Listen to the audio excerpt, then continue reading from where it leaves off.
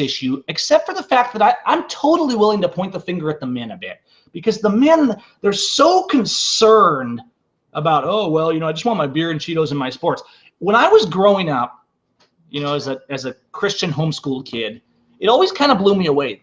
The girls, they were passionate, even if it was about dumb stuff, right? You know, I'd go to church youth group, and this, you know, we'd be debating about something, and the girls were passionate. The guys were like, whatever, man, like Seahawks. And this goes back to the family. It goes back to our principles. It goes back to the home. It goes back to the public education system. The men are completely neutered in our society. That's why so many of them are in jail all the time. That's why they're arrested. And don't get me wrong, everybody's getting arrested lately. But the system is designed to break people, and especially young men. They want to turn them into panty waist nothings that are more concerned about entertainment and movies and football and other things I won't name here than they are about loving their family and their neighbor. Now, we have lots of exceptions to this in America, but we need to get focused. We need to get focused on liberty. And so, you know, here we talk about, oh, the presidential election. Who are you going to vote for? Who do you support? Guess what, guys? Let's make it simple. I just posted this on the page earlier. The fact that none of these presidential candidates are openly supporting the Patriots in Oregon and declaring unashamedly that if elected, they will pardon every single one of them, regardless of the trial outcomes, for occupying that refuge. The fact that these presidential candidates are not saying that, and I'm including Ted Cruz, I'm including Trump, I'm including all these people. The fact they are not saying that shows they are unilaterally unqualified to help this nation, to be president of this United States. Because our United States is completely disunited. At this point, the only president who would make a difference in the large scale, who wouldn't just be another Band-Aid where people say, oh, we got a Republican now, that'll fix it. No, it won't. The Republicans have destroyed this nation right along with the Democrats. So don't even make a pretense with me. This right here, this is the Republic. But the Republican Party has nothing to do with it. Oh, sure, we have some fine exceptions. But the parties aren't going to fix America. George Washington warned us of the division in parties in his farewell address. And so we need to have a mindset of principled liberty. We need to be teaching our children the principles of liberty, teaching them to stand up for themselves. And let's take this further, since we're talking about candidness, and we're just being candid and offending everybody right now. Let's talk about this idea that the government is in any way lawful anymore. I'm talking about all the way down to your city and your county. Guys, do you know that the 7th Amendment doesn't even allow for a civil suit, i.e. a traffic infraction? You're ordered. The Constitution implicitly says you get a trial by jury for anything over $20. Folks, you get a fine now if you don't have your load tarped when you go to the dump. I mean, we're so far beyond this. Our courts are so lawless. Everything, people say, well, you still get some due process. No, justice is a vapor of smoke in our courts. And occasionally you get a glimpse of it. Arguably because God intervenes. But in every county of this nation, the whole foundation of our court system is gone. It's completely lawless. It's not in any remote sense constitutional. Guys, I've been charged. I've had a jury trial. I watched the sham. You can even see the closing arguments of my attorney, Stephen Pidgeon, who did a fine job and who also recognizes that the 6th Amendment guarantees our right to counsel and that the Bar Association is completely lawless. Now, he did a fine job, and yet, you know what? At the end, he made this amazing closing argument for me standing up for the Constitution in a courtroom. And the prosecuting attorney, who gets the final word, he got up there and he said, well, this was the crux of his final argument. I would submit that Mr. Seim was not being nice. Now, those are his actual words. You can see it in the video on my YouTube channel. And the jury walks out and they convict.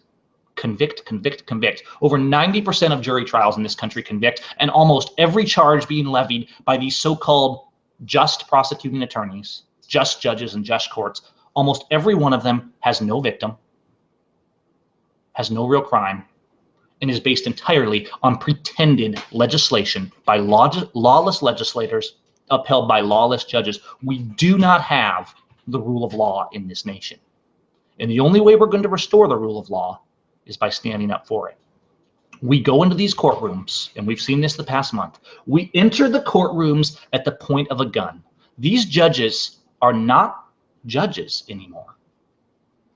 By definition, they are no longer a magistrate. They've lost their authority. And this goes back to John Locke, and I quote this one quite a bit, but let's go back. And let me just read that.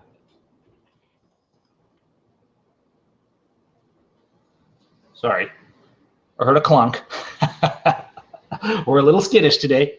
Okay, wherever law ends, tyranny begins. If the law be transgressed to another's harm, and whosoever in authority exceeds the power given him by the law and makes use of the force he has under his command to compass that upon the subject which the law allows not, ceases in that to be a magistrate, and acting without authority may be opposed as any other man who by force invades the right of another. Summary: the judges in these courtrooms are not acting in law. They are therefore not lawful authorities, not judges, and they are the same as the common criminal breaking in your home, kicking down your door, or molesting you on the street.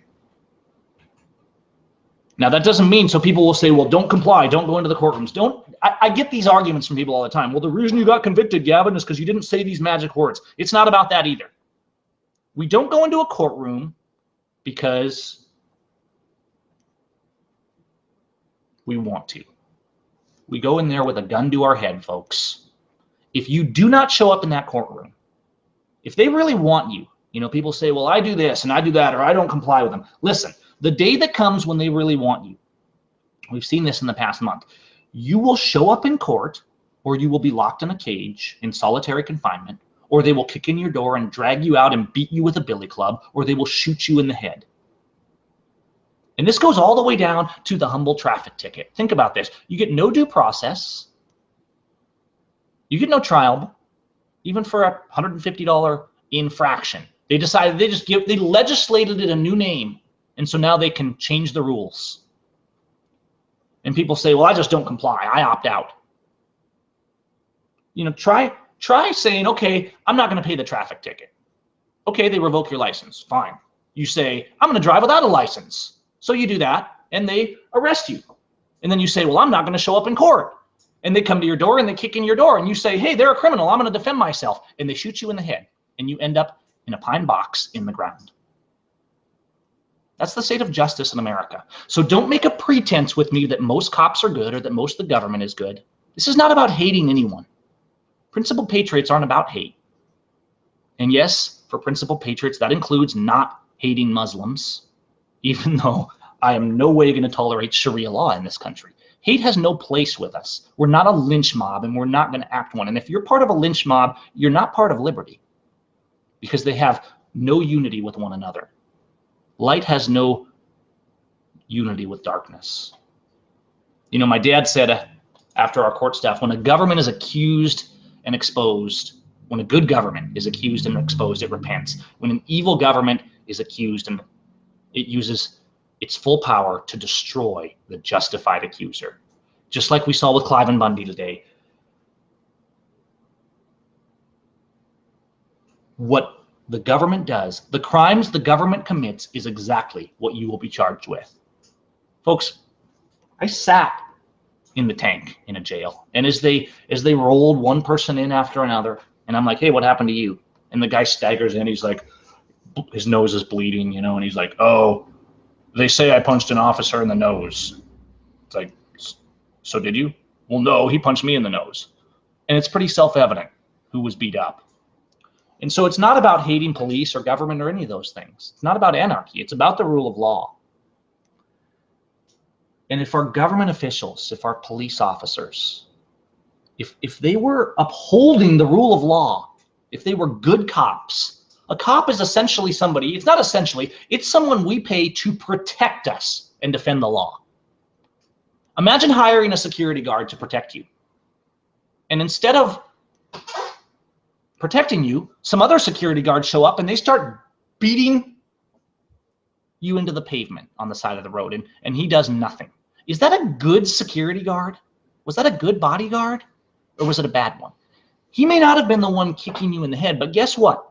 A good cop is not defined by whether or not he kicks you in the head on the side of the road. He's defined by whether or not he stands up against those who don't. Now, there's some good cops out there, or there were, because if they stand up, they get railroaded, they get shot, left behind by their own, charged with crimes, or fired. And I know people personally that this has happened to.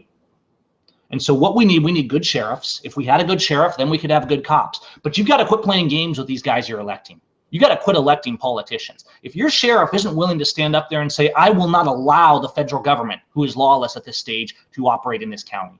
If he's not saying, I'm going to throw these guys out. If he's not saying, I refuse to tolerate the lawlessness in the courts. I refuse to write these illegal traffic tickets. I refuse to extort the people I work for. And if the judges violate that, I will show up in the courtroom and arrest them. If you don't have a sheriff that's saying, I refuse to allow babies to be murdered in my county. I refuse to allow family courts to take people's children away from them with no due process when they've committed no crime. Unless your sheriff's willing to do that, they are not qualified to defend this people of liberty. Okay, so with that, I think we've covered that. The long and the short of this, mostly long today, is the message isn't over. Oregon's not over. We keep the message going. We make sure we support those that are arrested. And we appeal to heaven. It's what we got. You know, yes, we keep our guns. We stand boldly. But we're so far gone at this point that we're not going to fix it. Just like the events that went down the past few days, I was not qualified for. KrisAnne Hall was not qualified for. The legislators were not qualified for. But you know what? Nobody was less qualified for what went down the past few days than the FBI negotiator and our government officials. And so I will take the prayer of faith from across America any day over politics, negotiators, mental advisors. Let's get back to truth. Let's stop sending our kids to these ridiculous halls of education that do nothing but promote wickedness. Let's start being vigilant of liberty for us and for our children and for our neighbor. Because that's the only way we're going to take it back. Okay, we're going to wrap up here soon. Nathan, is there any particular ideas or questions people threw out there? I haven't really been able to watch the chat. Yeah. You can just roll over here and let's look at it. There's Nathan, everyone. And back there's my wife, my awesome wife. Hi, Sandra, and to my kids at home, if they're watching this. So just a couple notes Nathan put down. How did government get so out of control? Because the people rejected God. And when you reject God, you do not have the courage to stand up against evil. I don't know how to say it any more simpler. You know, if you want to secularize it, you say, well, because we didn't defend our natural rights. But I don't really see the need to secularize it because I'm not secular. Do you think the FBI will shut you down? You know what? I ask God every day, and I would ask you to do the same, to send angels to watch over me and my family.